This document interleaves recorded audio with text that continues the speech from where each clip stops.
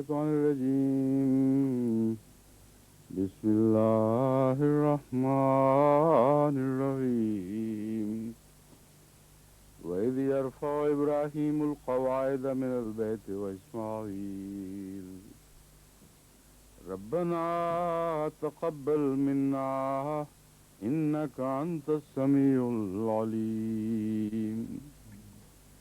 ربنا واجعلنا مسلمين لك ومن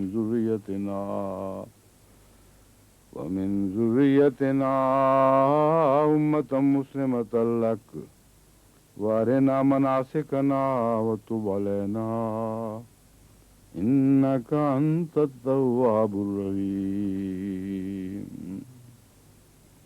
ربنا وابعث فيهم رسولا منهم يتلو عليهم آياتك ويعلمهم الكتاب والحكمة ويزكيهم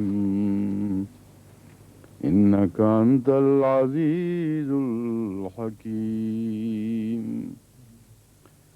ومن يرغب عن ملة إبراهيم إلا من سفه نفسه ولقد اصطفيناه في الدنيا وإنه في الآخرة لمن الصالحين. إذ قال له ربه أسلم قال أسلمت لرب العالمين. ووصى بها إبراهيم بنيه ويعقوب يا بني إن الله اصطفى لكم الدين فلا تموتن إلا وأنتم مسلمون. أم كنتم شهداء إذ حضر يعقوب الموت إذ قال لبنيه ما تعبدون من بعدي قالوا نعبد إلهك وإله آبائك إبراهيم وإسماعيل وإسحاق إله واحدا ونحن له مسلمون. تلك أمة قد خلت لها ما كسبت ولكم ما كسبتم ولا تسألون عما كانوا يعملون. وقالوا كونوا هودا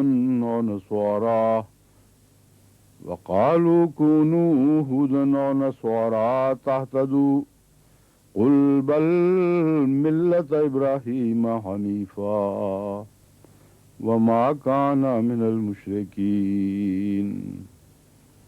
قولوا آمنا بالله وما أنزل إلينا وما أنزل إلى إبراهيم وإسماعيل وإسحاق ويعقوب والأسباط وما أوتي موسى وعيسى وما أوتي النبيون من ربهم لا نفرق بين أحد منهم ونحن له مسلمون.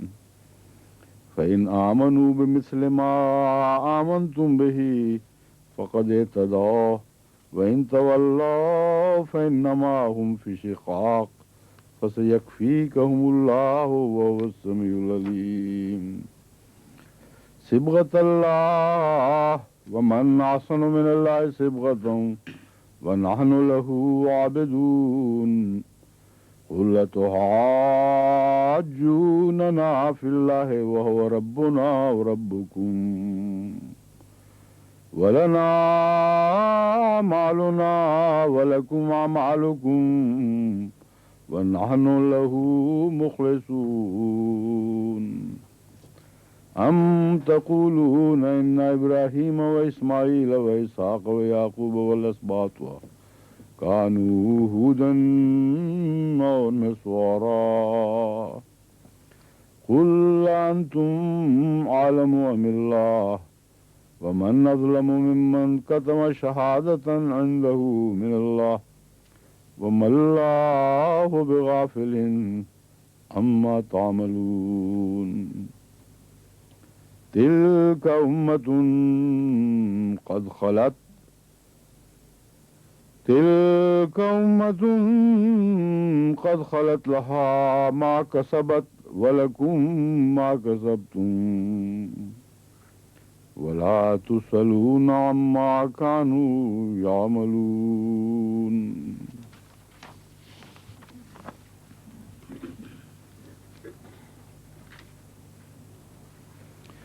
وَإِذْ يَرْفَعُ إِبْرَاهِيمُ الْقَوَاعِدَ مِنَ الْبَيْتِ وَإِسماعیل، اور وہ وقت یاد کرو جب کہ ابراہیم بنیادوں سے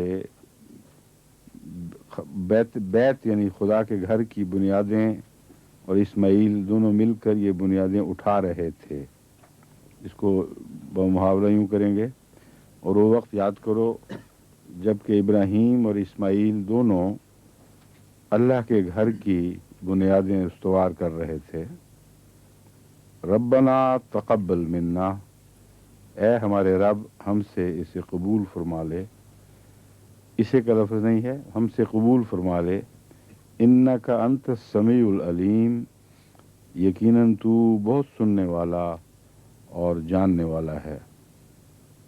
یہاں یرفع مضارعہ کا صیغہ ہے، یعنی حال اور مستقبل کے معنی رکھتا ہے، لیکن جب ماضی کا تذکرہ ہو رہا ہو اور مضارعہ آئے تو ماضی استمرار کے معنی دیتا ہے، یعنی جاری ماضی. اٹھا رہے تھے، یعنی ایک لمبے عرصے تک یہ کام ہوتا رہا. اٹھائی نہیں، رفع کا مطلب ہے اٹھائیں، لیکن کانا یرفع کا مطلب ہے وہ اٹھا رہا تھا. تو اس لیے یہاں ماضی کا لفظ حذف ہے، کیونکہ یہ تمام باتیں ماضی سے تعلق رکھتے ہیں. اذ قال ابراہیم، جب ابراہیم نے کہا، تو اس لیے اس یرفع کے میں ماضی کا صیغہ نہ ہونے کے باوجود اس کا ترجمہ ماضی ہی میں کیا جائے گا. اذ میں نے جب، اور مراد ہے پہلی بات کے تسلسل میں ہم تمہیں بتا رہے ہیں کہ وہ وقت بھی یاد کے لائق ہے، وہ بھی یاد کے لائق ہے، اور وہ بھی یاد کے لائق ہے جب ابراہیم اور اسماعیل مل کر خدا کے گھر کی بنیادیں استوار کر رہے تھے. کیا کہہ رہے تھے؟ ربنا، اے ہمارے رب، تقبل منا، ہم سے قبول فرما لے. انک انت السمیع العلیم، یقیناً تو بہت سننے والا اور بہت جاننے والا ہے. ربنا وجعلنا مسلمین لک ومن ذریتنا، اور اے ہمارے رب ہمیں اپنے لیے دو مسلمان بنا دے. ومن ذریتنا، اور ہماری امت، ہماری ذریت سے امتم مسلمۃ لک، ایک وسیع قوم اپنے لیے فرما بردار بنا دے. وَأَرِنَا مَنَاسِكَنَا وَتُوبْ عَلَيْنَا، اور ہمیں ہماری عبادت اور قربانیوں کے طریق سکھا، یا ہماری عبادت کی جگہیں اور قربانیوں کی جگہیں دکھلا، یعنی وہ مقام بتا جس سے ہم تیری عبادت کریں اور تیرے حضور قربانیاں پیش کریں. انک انت التواب الرحیم، تو یقیناً بہت اور بار بار رحم کرنے والا ہے. تواب کہتے ہیں جو بار بار رحم اور شفقت کے نتیجے میں توبہ قبول کرے. تو توبہ قبول کرنے والا جب تواب کہلائے تو اس کا مطلب یہ ہے کہ بے حد رحم اور شفقت کے ساتھ جھک کر بندے کی توبہ قبول کرتا ہے. اور رحیم آپ جانتے ہیں جو بار بار رحم کرنے والا. اب اس میں یہ سوال اٹھتا ہے کہ مسلمین کی دعا کیوں کی ہے؟ وہ تو مسلمان تھے، تو تبھی تو وہ خدا کے گھر کی بنیادیں اٹھا رہے تھے. تو اس میں خدا کے جو بلند مرتبہ بندے ہوتے ہیں، خدا ان کا عجز دکھایا گیا ہے. اتنے بڑے مقام پر فائز ہونے کے باوجود، اتنا اعزاز پانے کے باوجود کہ خانہ کعبہ جس کو منہدم ہو کر تہ زمین دب چکا تھا، اس کا اتنا عظیم کام، اثر نو تعمیر کا کام ان دونوں کو سونپا گیا، اور عرض یہ کر رہے ہیں کہ ہمیں مسلمان بنا دے، یعنی تیری نظر میں ہم ہر حال میں فرما بردار ٹھہریں. اور پھر اپنی نسلوں کے لیے بھی دعا کی، اور پھر یہ عرض کیا کہ ہمیں ہمارے عبادت کے طریق اور قربانیوں کے طریق سکھا۔ خانہ خدا تو بن جاتا ہے، لیکن اس میں جو عبادت کا اسلوب، ایسی عبادت جو اس کو مقبول ہو، وہ بھی اس کی توفیق اور اس کی مدد کے بغیر ممکن نہیں۔ یہ وہی مضمون ہے جو ہمیں روز سکھایا جاتا ہے نماز میں، ایاک نعبد و ایاک نستعین، وَأَرِنَا مَنَاسِكَنَا وَتُوبْ عَلَيْنَا إِنَّكَ أَنْتَ التَّوَّابُ الرَّحِيمُ۔ یہاں تواب کیوں دعا کی گئی ہے تواب کی؟ اس لیے کہ یہ سب کچھ مانگنے کے باوجود یہ احساس دل میں رہتا ہے کہ ان باتوں میں ہم سے کوتاہی بھی ہو سکتی ہے اور غفلت بھی سرزد ہو سکتی ہے۔ اس خیال سے از خود تواب کو مخاطب کر کے توبہ قبول کرنے کی دعا بہت ہی برمحل ہے اور مزید عز اور انکساری پر بھی دلالت کرتی ہے اور صاحب بصیرت کا کلام معلوم ہوتا ہے۔ ورنہ اتنے عظیم موقع پر جہاں عبادت ہی عبادت ہے، اس کے سوا کوئی ذکر نہیں ہو رہا، توبہ قبول کرنے کا کیا ذکر آ گیا؟ وہ ایسا شخص ہے جو صاحب بصیرت ہے، اپنے حال پر نظر رکھتا ہے، جانتا ہے کہ انسانی فطرت میں کمزوریاں ہیں، اس لیے سب کچھ کرنے کے باوجود یہ موقع پیدا ہو سکتا ہے کہ ہمیں توبہ کے لیے اس کی طرف جھکنا پڑے۔ ربنا وابعث فیہم رسولا منہم، اور اے ہمارے رب، وابعث فیہم، ان میں مبعوث فرما، رسولا منہم، انہی میں سے ایک رسول، یتلو علیہم آیات کا، جو تیری آیات ان پر پڑھ کر سنائے یا ان کی تلاوت کرے، وَيُعَلِّمُهُمُ الْكِتَابَ وَالْحِکْمَةَ، اور انہیں تعلیم کتاب بھی دے اور اس کی حکمت بھی سکھائے، وَيُزَكِّيهِمْ، اور ان کا تزکیہ فرمائے۔ یہاں وبث فیہم سے کیا مراد ہے؟ کن لوگوں میں مبعوث فرمائے؟ وہ ذریت جو تمہیں عطا کرے گا ہمیں، جو امت مسلمہ تعلق ہوگی، ان لوگوں میں سے آئندہ ایک ایسا رسول برپا فرمانا جو یہ صفات رکھتا ہو۔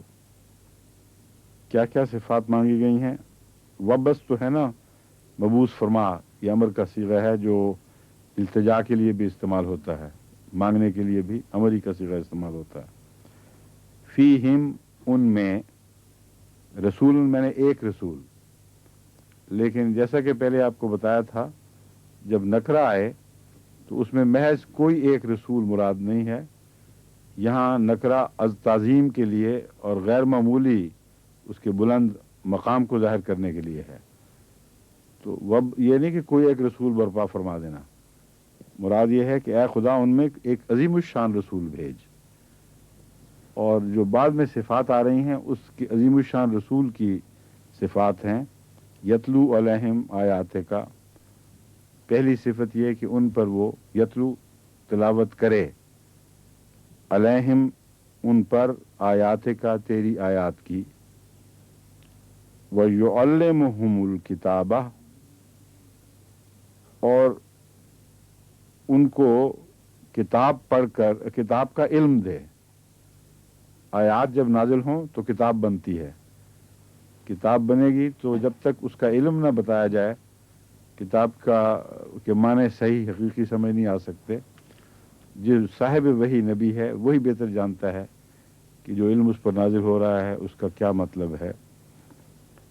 والحکمہ، اور ظاہری تعلیم کے سوا اس کی حکمت کی بھی ضرورت ہوتی ہے، اس کے علاوہ اس کی حکمت کی بھی ضرورت پیش آتی ہے، ورنہ ظاہری تعلیم میں دل مطمئن نہیں ہو سکتے جب تک انسان پوری طرح اس کے فلسفے پر آگاہ نہ ہو جائے، اور اس سے پھر ذہن اور دل دونوں مطمئن ہو جاتے ہیں۔ وَيُزَكِّيهِمْ، اور ان کا تزکیہ کرے۔ ذکی ایک تو زال سے ہوتا ہے، اس کا مطلب ہے ذہین و فہیم، یہ زے سے ہے، یزکیہم، اس کا مطلب ہے کسی کو پاک صاف کرنا۔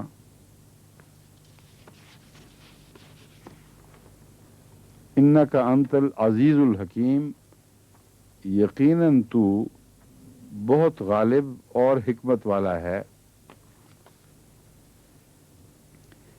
ये दुआ जो है इसको जब भी हज़रत इब्राहीम की तरफ मंसूब किया गया है इसी तरतीब से बयान फरमाया गया है। हज़रत इब्राहीम ने रज़ी अल्लाह ताला अलैहिस्सलातु वस्सलाम आपने इसी तरतीब से दुआ मांगी थी, और ये तरतीब है जो दुआ मांगने वाले के जहन में तबन उभरनी चाहिए। पहली क्या है? वबस फ़ीहिम रसूलुम मिनहुम यतलू अलैहिम, अगर रसूल है तो तिलावत करेगा, जब तिलावत करेगा तो किताब सिखाएगा, किताब सिखाएगा तो फिर उसकी हिकमतें बताएगा, और जो कौम किताब रसूल से तिलावत सुनकर उसकी किताब का इल्म पाले और हिकमतें समझ जाए, उसका पाक हो जाना एक तभी नतीजा बनता है। तो जहाँ तक हज़रत इब्राहीम अलैहिस्सलाम का ताल्लुक़ है, अक़लन यही तरतीब दुरुस्त मालूम होती थी और यही होनी चाहिए थी, मगर अल्लाह ताला ने जहाँ भी इसका जवाब दिया है वहाँ हर जगह इसकी तरतीब को बदल दिया है। इससे पता चलता है कि कितना ही साहिब इरफान नबी क्यों ना हो, जब तक अल्लाह उसको इल्म न सिखाए इल्म के आला मर्तबे तक नहीं पहुँच सकता। अल्लाह ताला ने रसूल सल्लम की शान बयान करते हुए फरमाया, यतलू अलैहिम आयातिही व युज़क्कीहिम, जो सबसे आखिर पर हज़रत इब्राहीम अलैहिस्सलाम ने दुआ में एक इल्तिजा की थी, उसे कबूलियत में खुदा ने सबसे पहले कर दिया। यतलू अलैहिम आयातिही व युज़क्कीहिम, तिलावत पहले ही है, लेकिन तिलावत के बाद नंबर 2 जो बात थी जो सूरह जुमा में बयान हुई है और दूसरी जगह भी बयान हुई है, जहाँ भी अल्लाह की कबूलियत का जिक्र कुरान में मिलता है इस दुआ के मुतल्लिक, वहाँ एक यही तरतीब है जो हज़रत इब्राहीम वाली तरतीब नहीं है, बल्कि खुदा ने खुद तरतीब बदली कबूलियत के वक्त। वो तरतीब यह है, वो उन पर खुदा ने हुवल्लज़ी बाअस फ़िल उम्मिय्यीन रसूलन, उसने उम्मीयीन में रसूल भेजा, यतलू अलैहिम आयातिही, वो तिलावत करता है उन पर उसकी आयात। यहाँ तक तो हज़रत इब्राहीम की बात यतलू अलैहिम वाली दुरुस्त है, ये तरतीब आगे बदल दिया, व युज़क्कीहिम, और उनका वो तज़किया करता है, व युअल्लिमुहुमुल किताबा, और फिर उनको किताब सिखाता है, और फिर उसका इल्म देता है और उसकी हिकमत सिखाता है। ये बहुत ही अहम बात है और कुरान करीम की सदाकत पर एक अजीम गवाही है कि हर जगह इस तरतीब को पेश नज़र रख कर बात की गई है, और इसमें बड़ी गहरी हिकमत यह है कि रसूल अकरम सल्लल्लाहु अलैहि वसल्लम जिस पर जो ईमान लाता था उसके साथ ही उसका तज़किया होता था, उसको इंतज़ार नहीं करना पड़ता था तालीम किताब और हिकमत का। रसूल सल्लम के वजूद की पाकीज़गी उसमें सरायत कर जाती थी, और अमर वाक़या यह है कि ईमान लाने वालों में तज़किया पहले ही हुआ करता है, जिनका तज़किया न हो वो ईमान लाते ही नहीं हैं। ईमान लाने की कैफियत में ही एक तज़किया का मज़मून पाया जाता है, लेकिन खुसूसियत से रसूल सल्लम की पाक सोबत का असर किसी तालीम का मोहताज नहीं था, वो बरह रास्त पाक करते थे। और तभी कुरान करीम ने तालीम किताब और हिकमत को समझने के लिए तक़वा की शर्त लगा दी, हुदल लिल मुत्तकीन, ये मुत्तकियों को हिदायत देने वाली किताब है। दूसरा इसमें अल्लाह ताला की तरफ से ये पैगाम था कि पहले नबी जहाँ छोड़ा करते थे, यानी मुत्तकी बना देते थे, मोहम्मद रसूलुल्लाह ने वहाँ से आगाज़ किया है, और मुत्तकियों को जो तालीम दी जाती है वो बहुत ज़्यादा हैरत अंगेज़ जिला पैदा करती है, और उनको जो हिकमत सिखाई जाती है वो उसके नतीजे में इरफान गैर मामूली बुलंद मकामात तक जा पहुँचता है। इसलिए ये बहुत ही अहम है, इसको तर्जुमे के अलावा बताना ज़रूरी था कि इसमें क्या हिकमत है कि अल्लाह ताला इस दुआ की तरतीब बदलता है। اور پھر ایک اور بات قابل غور یہ ہے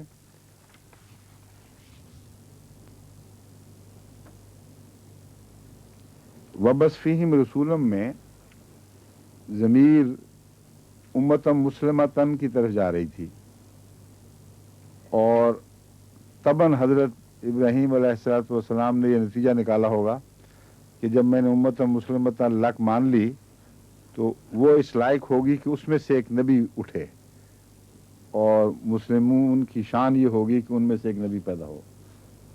اللہ تعالیٰ فرماتا ہے کہ جو جب تک مسلم رہتے ہیں اس وقت تک غیر معمولی کسی انقلابی بات کی ضرورت نہیں ہے۔ اگرچہ تسلسل میں نبی آئے ہیں لیکن وہ نبی نہیں آیا جس کی دعا کی گئی تھی، وہ نبی آئے ہیں جو اولاد میں سے پیدا ہوتے رہے۔ وہ نبی اس وقت آیا جب سب جاہل ہو چکے تھے۔ بس اللہ کسی مسلمان جو امت کا محتاج نہیں ہے نبی پیدا کرنے کے لیے، انتہائی جاہلوں میں سے جن میں تمام رشد و حکمت جن سے اٹھ چکی تھی، ان میں سے وہ پیدا کر دیا جس نے سب کو پھر دوبارہ علم و حکمت سکھائے۔ تو یہ بہت ہی پیاری دعا ہے، اور اللہ تعالیٰ کا جو انداز ہے اس دعا کے ساتھ قبولیت کا، وہ بھی بہت گہری حکمتیں رکھتا ہے۔ پھر ایک اور دلچسپ بات اس میں یہ ہے کہ انکا انت العزیز الحکیم میں دو خدا کی صفات کا ذکر فرمایا ہے، عزیز اور حکیم۔ عزیز کے متعلق پہلے میں آپ کو سمجھا چکا ہوں، اس میں علم بھی پایا جاتا ہے عزیز میں، اور عزت بھی پائی جاتی ہے، اور طاقت بھی پائی جاتی ہے، لیکن علیم اس کے علاوہ اس صاحب یعنی اس لیے خصوصیت سے مذکور ہے کہ تمام کلام الہی کا تعلق علم سے ہے۔ الف لام میم ان اللہ عالم، لیکن اس میں بھی علم کا ذکر فرمایا۔ لیکن عزیز میں دو صفات تو بڑی نمایاں ہیں، ایک مقدرت طاقت اور دوسری عزت۔ اور یہ مقدرت اور طاقت میں نے ایک الگ جگہ گفتگو کی تھی، علم سے گہرا تعلق رکھتی ہے، لیکن اس وقت اس تفصیلی بات کی ضرورت نہیں۔ دو صفات ہیں جو حضرت ابراہیم نے ضروری سمجھی کہ عظیم الشان نبی کے پیدا کرنے کے لیے خدا کی یہ دو صفات کام دکھائیں گی۔ لیکن اللہ تعالیٰ نے جب جواب دیا ہے سورہ جمعہ میں تو دو کی جگہ چار صفات بیان فرمائی ہیں کہ محمد رسول اللہ ان چار صفات کی پیداوار ہیں، اور ملک القدوس العزیز ملک قدوس عزیز اور حکیم۔ پہلی ملک ہے، دوسری قدوس، تیسری عزیز، اور چوتھی حکیم ہے۔ اب یہاں اب دیکھ لیں فرق پڑ گیا ہے، یہاں سمیع اور علیم کا ذکر تھا،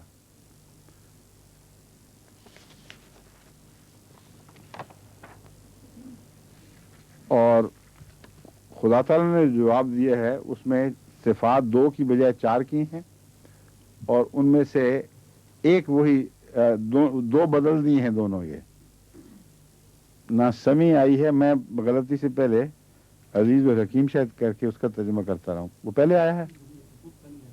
اچھا میں بتاؤں، میں دیکھنا چاہتا ہوں وہ کہاں ہے۔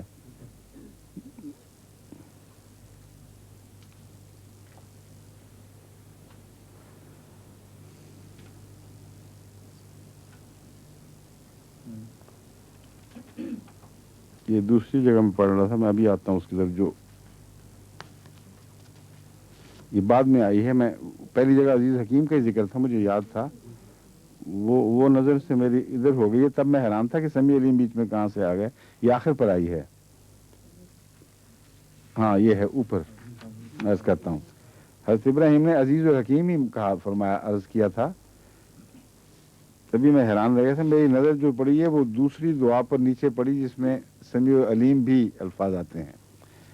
اس دعا میں حضرت ابراہیم کی جو دو صفات پیش کردہ ہیں خدا تعالیٰ کی، عزیز اور حکیم، وہ دونوں اللہ تعالیٰ نے بیان فرمائی ہیں حضرت رسول اللہ صلی اللہ علیہ وسلم کی بعثت کے ساتھ، اور دو مزید اضافہ کر دیں۔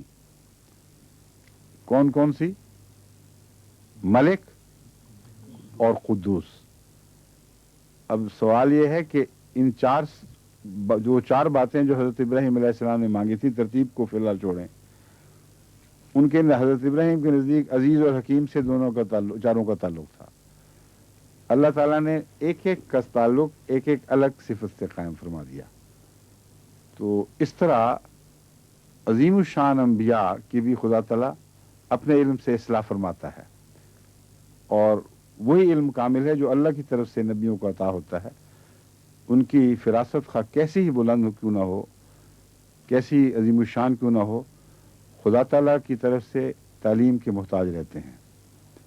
اب یہاں چار صفات جو ہیں ان کا ایک ایک کا ان چاروں سے تعلق ہے جو ابراہیم علیہ السلام نے مانگی ہیں۔ اللہ تعالیٰ نے جو ترتیب بدلی ہے اس کے لحاظ سے فرمایا کہ ملک کا تعلق آیات کے نزول سے ہے، کیونکہ وہ مالک اور بادشاہ ہے اور اسی کا فرمان چلتا ہے۔ اگر وہ فرمان نہ دے گا تو ملک کو کوئی قانون عطا نہیں ہوگا۔ اور آیات کے نزول جو کتاب کے پر منتج ہوتا ہے، قانون پر، اس کے لیے نازل کرنے والے کی کوئی اتھارٹی ہونی چاہیے۔ تو فرمایا وہ اس خدا نے محمد رسول اللہ کو اپنی آیات عطا فرمائیں جو ملک ہے، جس کا قانون چلے گا، جس کا دستور رائج ہوگا، اس کے سوا کوئی نہیں ہے جو بنی نوع انسان کو دستور دے سکے۔ دوسرا فرمایا قدوس ہے۔ قدوس کہتے ہیں پاک کو، اور قدوس کے ساتھ تزکیہ کا تعلق ہے، پاک کرنے کا۔ تو اس طرح ایک ایک صفت کے مقابل پر اپنی ایک عظیم الشان صفت بیان فرمائی کہ محمد رسول اللہ ان چار صفات کے اجتماعی جلوہ گری ہے۔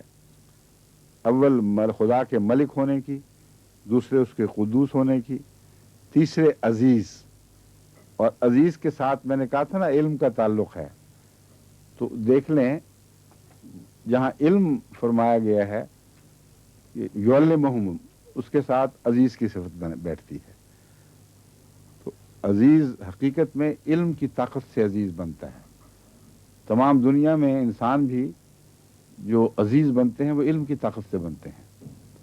اور آج کل جو مغرب کا دورہ ہے دنیا میں، اور مغرب کی دنیاوی عظمت قائم ہے، ان کے علم کی وجہ سے ہے۔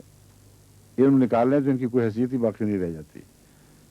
تو اللہ تعالیٰ نے عزیز کو علم کے ساتھ جوڑا ہے، کیونکہ وہ عزت اور مقدرت جو علم کے ذریعے حاصل ہوتی ہے وہی ہے اصل جو چھانے والی ہے اور قدرت والی چیز ہے۔ پھر فرمایا حکیم، اور حکیم کا حکمت سے تعلق ہے، وہ بالکل واضح ہے۔ تو یہ قرآن کا ترجمہ سیکھتے وقت یہ کچھ نقطے یہ پیش نظر رہنے چاہیے، تاکہ آپ جب غیروں سے مقابلہ کریں اور ان کو بتائیں قرآن کیا ہے تو بتائیں کہ غیر حیرت انگیز اندرونی ترتیب ہے اور بڑی حکمتوں پر مبنی ترتیب ہے، یہ کوئی انسانی کلام نہیں ہے۔ وَمَن يَرْغَبُ عَن مِّلَّةِ ابراہیم، اور کون ہے جو ابراہیم کی ملت سے منہ پھیر لے۔ رغبت کرنا ہوتا ہے کسی کو چاہنا، اور رغب عنہ کا مطلب ہے کسی سے بے اعتنائی کرنا یا ناپسندیدگی کا اظہار کرنا۔ تو کون ہے جو ابراہیم کی ملت کے سوا کچھ اور چیز کو چاہے گا، ابراہیم کی ملت سے بے رغبتی کا اظہار کرے؟ الا من صفح نفسہ، سوائے اس کے کہ اپنے تئیں حماقت میں مبتلا کر دے، اپنے آپ کو بے وقوف بنا دے۔ اس کے سوا کوئی شخص ابراہیم کی ملت سے بے رغبتی نہیں کر سکتا۔ وَلَقَدِ اسْتَفَيْنَاهُ فِي الدُّنْيَا، وَلَقَدْ ماضی قریب کے لیے بھی قد استعمال ہوتا ہے، لیکن زور دینے کے لیے یقین کے لیے بھی آتا ہے، اور جب لام آ جائے تو خصوصیت سے اس میں یقین کے معنی پیدا ہو جاتے ہیں۔ تو وَلَقَدِ اسْتَفَيْنَاهُ، اور یقیناً ہم نے اس کو دنیا میں سب دنیا میں سے چن لیا تھا، اور دنیا میں چن لیا تھا، دونوں معنی پائے جاتے ہیں۔ استفیناہ فی الدنیا، دنیا میں اگر چنا تو ابراہیم کو چنا، اور دنیاوی زندگی میں بھی اس کو ہر قسم کی برتری عطا فرمائی۔ وَإِنَّهُ فِي الْآخِرَةِ لَمِنَ الصَّالِحِينَ، اور جہاں تک آخرت کا تعلق ہے اس کا شمار صالحین میں ہے۔ اب یہاں سوچا جا سکتا ہے کہ نبی تو صالح، شہید، صدیق اور پھر جا کر چوتھے مرتبے پہ بنتا ہے، تو حضرت ابراہیم علیہ الصلوۃ والسلام وہ آخرت میں جا کے صالح بنیں گے؟ یہ محض کم علمی یا قرآن کے بیان کی طرز کو نہ سمجھنے کے نتیجے میں سوال اٹھتا ہے۔ صالحیت ہی ہے جو چمکتی ہے تو سب درجوں میں تبدیل ہوتی ہے، اور صالحیت کے بغیر کوئی عمارت بنتی نہیں۔ تو صالحیت کا ارتقاء ہے جو نبوت تک پہنچتا ہے، اور ہر نبی صالح ضرور ہوتا ہے لیکن عام صالح سے مختلف، اس سے بلند تر۔ تو فی الآخرت من الصالحین سے مراد یہ ہے کہ خدا تعالیٰ قیامت کے دن جن بندوں کا صالحین میں شمار کر کے نمونے پیش کرے گا وہ ابراہیم بھی ان میں سے ہوں گے۔ یعنی سب دنیا کے سامنے جن کو خدا تعالیٰ کی طرف سے مہر عطا ہوگی کہ تو صالح ہے، ان میں ابراہیم علیہ الصلوۃ والسلام ہوں گے۔ اور یہاں اصطفاء کے معنی ہی میں صالحین کا ذکر ہے۔ دنیا میں اگر چنا گیا ہے تو قیامت میں گرایا تو نہیں گیا، قیامت میں اور زیادہ مرتبے کی بلندی کی طرف اشارہ ملنا چاہیے۔ تو اصطفاء کا مضمون صالح کر کے بیان کرنے، صالح کے ساتھ بیان یوں کیا گیا کہ قیامت کے دن اسے ممتاز طور پر صالحین میں شمار کیا جائے گا۔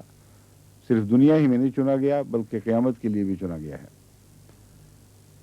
اذ قال له ربه اسلم قال اسلمت لرب العالمین۔ جہاں تک ان کی دعا کا تعلق تھا، یہ غلط فہمی نہ پیدا ہو کہ مسلمان نہیں تھے۔ فرمایا اس کا تو یہ حال تھا اذ قال له ربه اسلم، کہ جب اس کے رب نے اسے کہا اسلام لے آئے، میرے فرما بردار ہو جا، قال اسلمت لرب العالمین، بلا تاخیر اس نے جواب دیا کہ میں تو تمام جہانوں کے رب کا پہلے سے ہی فرما بردار ہوں۔ یہاں آپ قرآن کریم میں لفظ لا لکھا ہوا دیکھیں گے، اس قال ہر جگہ نہیں، مگر بعض جو ہمارے ہندوستان میں نسخے چھپتے ہیں، بعض اور جگہوں میں بھی، وہاں اس قسم کے لفظ لکھے ہوتے ہیں لا وغیرہ۔ لا یہاں اس لیے لکھا گیا کہ یہاں سانس نہ لو، بلکہ بلا توقف جس طرح ابراہیم نے جواب دیا تھا اسی طرح اس آیت کو جاری رکھو، تاکہ تم پر یہ روشن ہو کہ ابراہیم نے کوئی توقف نہیں کیا تھا۔ اسلم کا مطلب ہے اسلام لے آ یا فرما بردار ہو جا۔ قال اسلم، تو اس نے کہا میں اسلام لے آیا یا میں تو فرما بردار ہو چکا ہوں، لے رب العالمین، لے کا مطلب ہے لیے، رب العالمین تمام جہانوں کے رب کا۔ ووصى بها ابراہیم بنیہ ویعقوب، ابراہیم نے بھی اپنے بیٹوں کو وصیت کی تھی، یعنی بہت، وصیت سے مراد یہ نہیں کہ میرے بعد یہ کام یہ تقسیم کر دینا، وصیت کا اصل معنی ہے تاکیدی نصیحت، اور خاص طور پر جو وصال کے قریب تاکیدی نصیحت ہو اس کو وصیت کہا جاتا ہے۔ اللہ تعالیٰ فرماتا ہے ووصى بها ابراہیم بنیہ، اور ابراہیم نے اسی بات کی، بہا سے مراد کیا ہے؟ خدا کے حضور سر تسلیم خم کر دینا، اسلام کی بات ہو رہی ہے۔ تو اللہ فرماتا ہے وصى بها ابراہیم بنیہ، اس ابراہیم نے اپنے بیٹوں کو بھی خود ہی اسلام نہیں لایا بلکہ اپنے بیٹوں کو بھی اسی فرما برداری کی نصیحت کی اپنے وصال کے قریب، اور اسی طرح یعقوب نے بھی ایسا ہی کیا۔ حضرت یعقوب حضرت ابراہیم کے پوتے تھے، تو فرمایا کہ اپنے بیٹوں کو جو نصیحت کی تھی اسی نصیحت کو یعقوب نے بھی پکڑ لیا، اور آگے اس نے اپنے بیٹوں کو بھی وہی نصیحت کی۔ کیا تھی؟ یا بنیا ان اللہ اصطفیٰ لکم الدین، کہ اے میرے پیارے بیٹو، ان اللہ اصطفیٰ لکم الدین، तुम्हारे लिए अल्लाह ताला ने दीन को खालिस कर दिया है। इस्तफा फला तमूतुन्ना इल्ला व अंतुम मुस्लिमून, बस अब तुमने मरना नहीं सिवाय इसके कि तुम मुसलमान हो।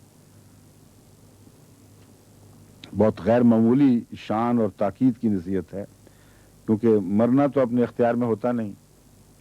मुराद ये कि एक लम्हा के लिए भी फर्माबरदारी से बाहर ना निकलना, ताकि जिस लम्हा भी मौत आए तो मुसलमानों में शुमार किए जाओ।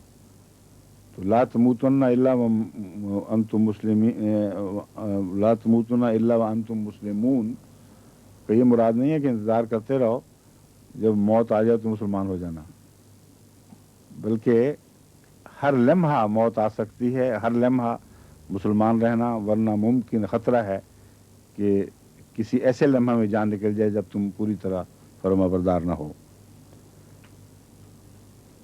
अम कुंतुम शुहदा इज़ हज़रा याकूब अल मौत इज़ क़ाल ले बनीह मा ताबुदून मिन बादी, क्या तुम हाजिर थे, शुहदा गवाह थे, मौके पे मौजूद थे। अम कुंतुम शुहदा इज़ हज़रा याकूब अल मौत, जब याकूब को मौत आई,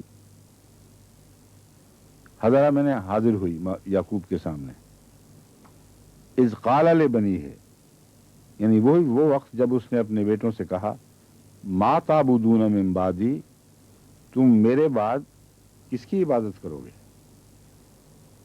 कालू नाबुदु इलाहा का, उन्होंने जो कहा हम इबादत करेंगे, इया का नाबुदो में भी जो लफ्ज़ है नाबुदो वही है, ये नाबुदो हम इबादत करेंगे, इलाहा का तेरे माबूद की। वो कौन है, वह इलाह आबाए का, वो वही माबूद है जो तेरे आबा का है। इसलिए मजीद तसल्ली की खातिर ये कहा तेरे माबूद की, यानी तेरे आबा इब्राहीम और इस्माइल और इसहाक के माबूद की, इलाह वाहिदा, अलग अलग माबूद नहीं है, ये एक ही माबूद है। तो बेटों ने भी बाप की तशवीश को पेश नज़र रखकर उसके हर पहलू से जो तशवीश का पहलू था उनको तसल्ली दिला दी कि हम यकीन जानते हैं कि तेरा भी वही खुदा है जो तेरे से पहले तेरे चचा का, तेरे ताया का, तेरे चचा का, तेरे दादा का खुदा था, एक ही खुदा है, और हम अहद करते हैं कि सिर्फ उसी की बात करेंगे। वह नाहनो लहू मुस्लिमून, और हमेशा उसी के फर्माबरदार रहेंगे। लहू उसके, मुस्लिमून फर्माबरदार। अब इसमें एक दिलचस्प बात तवज्जो के लायक ये है कि जब उन्होंने जवाब दिया बेटों ने, तो ये कहा आबाए का इब्राहीम, पहले इब्राहीम अलैहिस्सलाम का जिक्र किया।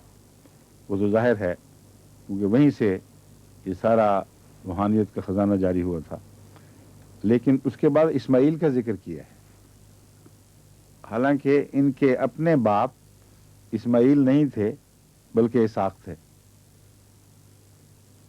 तो उनका ये कहना बताता है कि उनकी तरबियत में कोई वो सुतेलपने का एहसास या आबा अजदाद में एक माँ की बजाय दूसरी माँ से पैदा होने का एहसास किसी किस्म का नहीं था, और तरबियत उनकी बहुत खालिस और पाक की गई थी। जो पहला बेटा था उसका पहले जिक्र किया है, और जो दूसरा बेटा था उसका बाद में जिक्र किया है। वरना अगर इंसानी आम हालात में ये जवाब दिया जाता तो कहते तेरे बाप इसहाक के बा खुदा की और इस्माइल की भी। लेकिन ये बहुत ही उम्दा एक उनकी आखिर पे जो पाक साफ हुए हैं। शुरू में तो कुछ कमज़ोरियाँ बाल बच्चों में थीं, लेकिन हज़रत यूसुफ पर ईमान लाने के बाद और जब सब इकट्ठे हो गए तो फिर मालूम होता है ऐसा तज़किया नफ्स हो चुका था कि आखिर पर कोई गैरियत नहीं थी। ये इसलिए ज़रूरी है समझना कि इनमें वो बच्चे भी थे जिन्होंने हज़रत यूसुफ से माँ के सुतेलपने की वजह से कितना जुल्म का सलूक किया था, लेकिन अल्लाह के फजल से हज़रत याकूब की विसाल के वक्त तक ये सब बच्चे पाक व साफ हो चुके थे। اس لیے ان کے متعلق کوئی بد خیال رکھنا جائز نہیں رہتا. خدا تعالیٰ نے ان سے وہ سب دھبے صاف کر دیے. آگے کیا کہتے ہیں؟ وما اوتی موسیٰ، ہاں وما اوتی موسیٰ و عیسیٰ وما اوتی النبیون. یہ بعد میں، سوری، یہ بعد میں پھر کہا میں، یہ تو بعد میں آئے گا، وہ تو تھے ہی نہیں. ہاں میں آتا ہوں. تلک امت قد خلت، تمہاری یہ ایک امت تھی جو گزر گئی ہے. لہا ما کسبت، جو کچھ انہوں نے کمایا، جو کچھ بھی کیا اس کے وہ ذمہ دار تھے، اس کے نیک نتائج انہی کو ملیں گے. وَلَكُمْ مَا كَسَبْتُمْ، اور تمہیں وہی ملے گا جو تم کماؤ گے. محض ان کی طرف منسوب ہونے سے تمہیں کچھ عطا نہیں کیا جائے گا. وَلَا تُسْأَلُونَ عَمَّا كَانُوا يَعْمَلُونَ، اور اسی طرح تم سے انصاف کا سلوک ہوگا. جو انہوں نے اگر کوئی بری بات کی تھی تو اس کے بارے میں تم سے جواب طلبی نہیں ہوگی.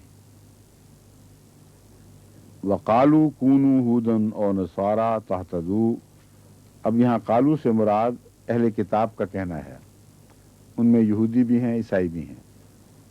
وقالو، اور وہ کیا کہتے ہیں؟ یہ تو دین خالص اور دین قیم ہے جس کا پہلے ذکر ہو چکا ہے.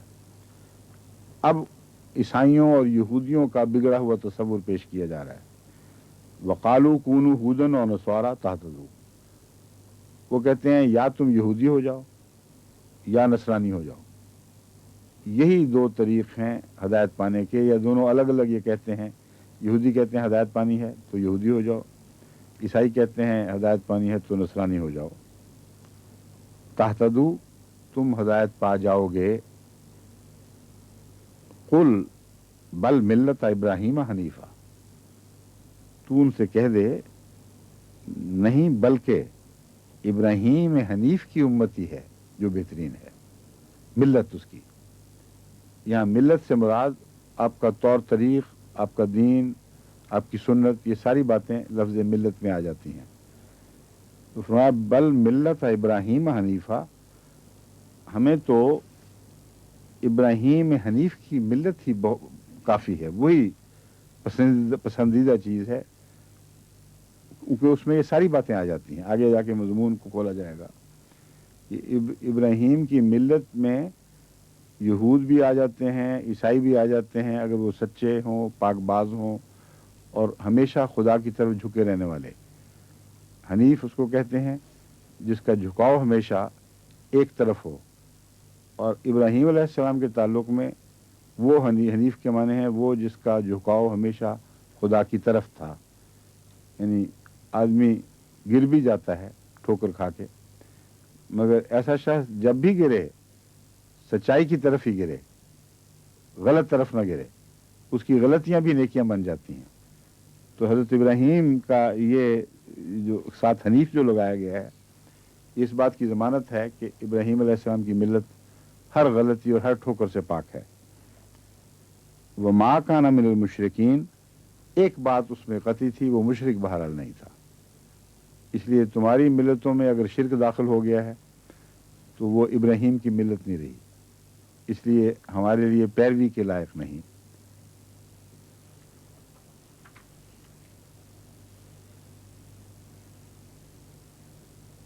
وَمَا كَانَ مِنَ الْمُشْرِكِينَ، ما کانا نہیں تھا، میں نے سے، مشرکین میں سے. اب آپ نے دیکھا ہے کہیں مسلمون آیا ہے، کہیں عالمین آیا ہے، کہیں مشرکین آیا ہے، اور مشرکون بھی استعمال ہوا ہے. تو آپ کو میں نے کچھ گرامر سکھائی ہے تھوڑی تھوڑی. کسی کو یاد ہے کہ مشرکین کیوں ہے یہاں؟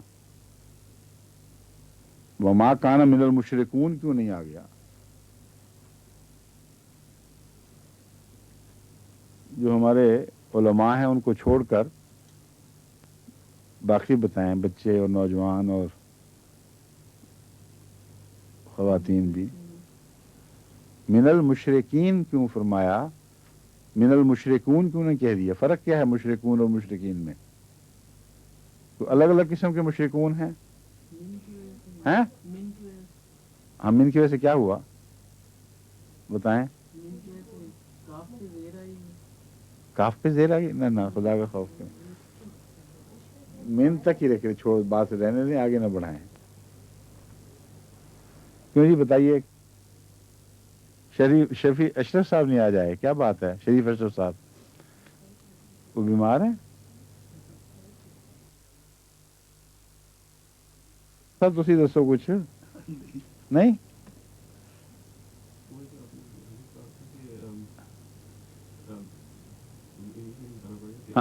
All right, tell me in English. Because of those, because if you refer to a nation, you refer to No, no, no, no. You see, I told you that there are certain letters or इसको क्या कहते हैं, हरूफ को preposition कहते हैं. In English I have forgotten. I'll check up. Preposition I think it is, or something else. min एक हर्फ है और हरूफ जार कहलाते हैं अरबी में. बहुत से ऐसे हरूफ हैं जो जब किसी चीज़ पर आएँ, उससे पहले आएँ, तो उसके आगे आखिर पे हर आखिरी हरफ को ज़ेर दे देते हैं. ज़ेर देना दुरुस्त नहीं है लफ्ज़, उसकी हालत को हरफ, उसकी जर की हालत बना देते हैं. और ये ज़ाहिर करने के लिए कि इनका असर कैसा हुआ, मुख्तलिफ तरीक़ हैं. बाज़ जगह ज़ेर से पहचाना जाता है कि इनका असर हो गया, बाज़ दफ़ा वाव ये में बदल जाती है, बाज़ दफ़ा वो अलिफ से ये ज़ाहिर होता है. मुख्तलिफ हैं, बाज़ जगह ते की ज़बर से भी आता है ये. तो मुख्तलिफ इलामतें हैं जो पहचानी जाती हैं. जिसने ग्रामर पढ़ी हो उसको पता होगा कि इस मौके पर हरफ जार ने क्या असर दिखाया है. मगर आखिरी जो भी असर दिखाती है हरफ जार दिखाता है, उसको जर कहा जाता है. तो मुशरिकून फ़ाइली हालत है जिसको रफ़ा की हालत कहते हैं. अगर कोई मुशरिक अमल दिखाए अपना, कोई काम करने वाला हो, किसी चीज़ का फ़ाइल हो, तो वहाँ हालत रफ़ा बयान होगी, यानी मुशरिकून कहेंगे. और जहाँ मुशरिक के ऊपर कोई हरफ जर असर दिखा दे तो मुशरिक लफ्ज़ के ऊपर जर की इलामत ज़ाहिर होगी. अगर वाहिद हो तो मुशरिके हो जाएगा, मिनल मुशरिके, मुशरिक से. और अगर जमा हो तो मुशरिकून की वाव ये में तब्दील हो जाती है, ये ज़ाहिर करने के लिए कि कमज़ोरी की हालत है. तो जर सबसे निचली और कमज़ोरी की हालत है. और कमज़ोरी की हालत या ज़ेर से ज़ाहिर होती है, या ये से ज़ाहिर होती है, या और मजबूरी हो और ये आ ना सके तो ते की ज़बर से ज़ाहिर होती है. और इसी तरह अलिफ से भी बाज़ दफ़ा ज़ाहिर होती है. जहाँ तक मुझे याद है अलिफ से भी बाज़ सूरतों में ज़ाहिर होती है. तो इसलिए जब हमने कहा मिनल मुशरिकीन, तो मिन आएगा, मिनल मुस्लिमीन. हमेशा मिनल मुस्लिमून नहीं पढ़ना, मिनल मुस्लिमीन, मिनल मुशरिकीन, मिनल काफिरीन, मिनल जाहिलीन. ये सारी चीज़ें जमा की सूरत में ये से ज़ाहिर होती हैं. ऊन की बजाय ईन बन जाएगा. तो लफ्ज़ मिन था जिसमें चाबी है इस बात की कि मुशरिकीन को, मुशरिकून को मुशरिकीन क्यों पढ़ा गया. समझ गए हैं? तो ये अब तो याद रखेंगे ना. क़ूलू आमन्ना बिल्लाहि व मा उन्ज़िला इलैना. मोहम्मद रसूलुल्लाह सल्लल्लाहु अलैहि वसल्लम और मुसलमानों को ये तालीम दी जा रही है अब, क़ूलू, तुम ये कहो कि ये बात कोई नहीं है कि यहूदी हो जाओ या ईसाई हो जाओ. हम जो तुम्हें बात बताने लगे हैं यही है असल हिदायत. आमन्ना बिल्लाहि, हम ईमान लाते हैं अल्लाह पर. वैसे आमन्ना का मतलब है ईमान ले आए हैं, माजी में है ना ये, मगर इसका मुहावरे के तौर पर जिस तरह ये बयान है, एक जारी मजमून के तौर पर भी इसका तर्जुमा हो सकता है. हम ईमान लाते हैं बिल्लाहि व मा उन्ज़िला इलैना, और उस चीज़ पर भी ईमान ले आए जो हमारी तरफ उतारी गई, यानी कुरान करीम. व मा उन्ज़िला इला इब्राहीमा, और फिर जो इब्राहीम पर उतारी गई उस पर भी ईमान ला रहे हैं.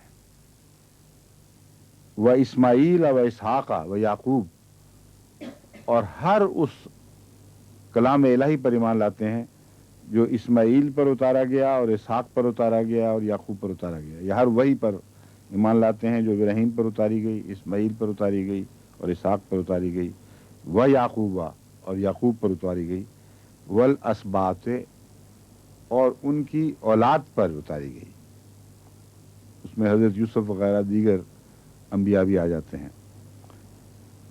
اور اسی طرح ایک جب تسلسل ٹوٹا اور اثر نو پھر خدا تعالیٰ کی وحی کا سلسلہ موسیٰ سے شروع ہوا، تو اس کو روک کر آگے اللہ تعالیٰ فرماتا ہے پھر یہ کہو وما اوتی موسیٰ، اور اسی طرح اس وحی پر بھی ہم ایمان لاتے ہیں جو موسیٰ پر اتاری گئی، و عیسیٰ اور عیسیٰ پر اتاری گئی، وما اوتی النبیون من ربہم، اور ان کے درمیان بھی جتنے نبی تھے ان کو جو کچھ بھی خدا نے دیا اپنے رب کی طرف سے ان کو جو کچھ عطا ہوا اس سب پر ہم ایمان لاتے ہیں. لا نفرق بین احد منہم، لا نفرق، ہم تفریق نہیں کرتے، بین احد منہم، ان میں سے کسی ایک کے درمیان بھی، وَنَحْنُ لَهُ مُسْلِمُونَ، کیونکہ ہم اللہ کے فرما بردار ہیں. یہاں تفریق نہ کرنے کی حکمت بیان فرما دی گئی ہے. مراد یہ ہے کہ مرتبے کی بحث نہیں ہو رہی، فرما برداری کی بحث ہے. اور چونکہ ہم خدا کے فرما بردار ہیں اس لیے ہمارے نظر میں ناموں کا کچھ بھی ناموں میں کچھ بھی باقی نہیں رہا. جو خدا سے تعلق رکھے گا وہی نام قابل تعظیم ہو جائے گا، وہی نام اس لائق ہوگا کہ ہم اس کی اطاعت کریں، ورنہ کسی نام میں کوئی چیز نہیں ہے. نحن لہو مسلمون، ہم خدا کے فرما بردار ہو گئے ہیں، اور چونکہ خدا نے ان سب پر وحی اتاری تھی اس لیے ہم پر لازم ہے کہ ان میں وحی کے اعتبار سے تفریق نہ کریں. جو وحی خدا کی طرف سے آتی ہے وہ الف پر آئے، بے پہ آئے، یہ پہ آئے، ہر حالت میں چونکہ ہم فرما بردار خدا کے ہیں اس لیے خدا کی بات کر کے مان رہے ہیں. یہ نہیں کہہ رہے کہ ابراہیم نے کہا اس لیے مان رہے ہیں یا اسحاق نے کہا اس لیے مان رہے ہیں. تو جب ماننا خدا کا حکم ہے تو جس بندے کی زبان پر خدا کا حکم جاری ہوگا اس کی بات مانیں گے، مگر خدا کی خاطر، اور اس پہلو سے تفریق ہو ہی نہیں سکتی. کیونکہ چھوٹا ہو یا بڑا ہو، پیغام جس کا دیتا ہے وہ ذہن میں حاضر ہوتا ہے اس وقت، اور اسی کی خاطر پیغام کی عظمت کی جاتی ہے. پیغام دینے والے کے لحاظ سے اس کا فرق نہیں کیا جا سکتا. کوئی آدمی آپ کو آ کے کہے کہ آپ کے جو بھی گھر میں معزز ہیں، بچہ ہے تو اس کا باپ ہے، کوئی بڑا آ کے کہے باپ نے بلایا، اگر وہ سچ بول رہا ہے اور بچے کو پتہ لگ جائے کہ ہاں اس نے کہا ہے، تو اور ایک چھوٹا سا گھر کا نوکر کہہ دے کہ باپ نے بلایا ہے، وہ یہ فرق نہیں کر سکتا کہ پہلی دفعہ میری ماں نے کہا ہے اس لیے میں فوراً جاؤں، اور دوسری دفعہ میرے گھر کے نوکر نے کہا اس لیے میں آرام سے جاؤں. اگر باپ کی عزت ہے دل میں اور باپ کی وجہ سے اس نے جانا ہے تو ماں نے کہا ہو یا نوکر نے کہا ہو یا کسی ایرے غیرے نے کہا ہو، شرط یہ ہے کہ اس پر یقین ہو. تو جب یقین ہوگا تو پھر پیغام میں تفریق نہیں کر سکتا. لیکن مرتبہ فرق ہے، ماں کا مرتبہ اور ہے، نوکر کا اور ہے، باپ کا اپنا ایک اور مرتبہ ہے. اس لیے ان باتوں میں تضاد کوئی نہیں ہے، اس کو خوب اچھی طرح سمجھ لینا چاہیے. تو کہتے ہیں ہم نے تو اللہ کے حضور سر تسلیم خم کر دیا ہے، اب اس کا کام ہے جس کے وساطت سے چاہے پیغام بھیجے. اور ان کے متعلق ہم ایمان رکھتے ہیں کہ یہ سارے اللہ کا پیغام من و عن سچائی کے ساتھ بیان کرنے والے تھے، اس لیے ہم سب پر ایمان لاتے ہیں. فین آمنوا بمثل ما آمنتم بہ، بس اگر یہ اہل کتاب جو تمہیں بلاتے ہیں یہودیت کی طرف یا عیسائیت کی طرف، اگر تمہارے جیسا ایمان لائیں، فین آمنوا، اگر وہ ایمان لے آئے، بمثل ما آمنتم، بے مثل کہتے ہیں اس طرح، اور بے کیا چیز ہے؟ हरफ जार, हाँ, तो उसकी वजह से बेमिसले पढ़ा गया, बेमिसलो नहीं आप पढ़ सकते। बेमिसले मा आमन तुम, जो तुम ईमान लाए हो उसकी तरह का ईमान अगर ये ले आए, फ़क़द इहतदौ, इनको कहो कि ये हदायत है, फिर हम मानेंगे कि ये भी हदायत पा गए हैं। व इन तवल्लौ, और अगर वो पीठ फेर कर चले जाएं, फ़इन्नमा हुम फी शिक़ाक़, तो यकीनन हुम फी शिक़ाक़, यही लोग हैं जो तफरीक़े की आदत बनाए बैठे हैं, वो हमेशा शिक़ाक़ की हालत में रहते हैं। उनका फट जाना और असल से हट जाना और इख्तिलाफ पैदा कर लेना, ये उन लोगों की फितरत सानिया बनी हुई है। इन्नमा हुम फी शिक़ाक़, यही वो लोग हैं जो इख्तिलाफ को अपनी फितरत सानिया बनाए बैठे हैं, हमेशा इख्तिलाफ की हालत में रहते हैं। फसयक्फ़ीकहुमुल्लाह, अल्लाह उनसे निपटने के लिए काफ़ी है। यक्फ़ीकहुम, अल्लाह उनसे काफ़ी है, मुराद यह है उनसे निपटने के लिए अल्लाह बहुत काफ़ी है। वह हुवा समीउल अलीम, यहाँ वो समीउल अलीम है, वो सुनने वाला भी है बहुत और जानने वाला भी है। सिबगत अल्लाह है, अल्लाह का रंग। व मन अहसनु मिनल्लाहि सिबगा, और अल्लाह से रंग में कौन बेहतर हो सकता है। और अगर इसको मिलाकर पढ़ेंगे तो यूं पढ़ेंगे, व मन अहसनु मिनल्लाहि सिबगतौ व नहनु लहू आबिदून। रंग क्या होता है, अल्लाह का रंग कैसा है, किसी को पता है क्या रंग है अल्लाह का?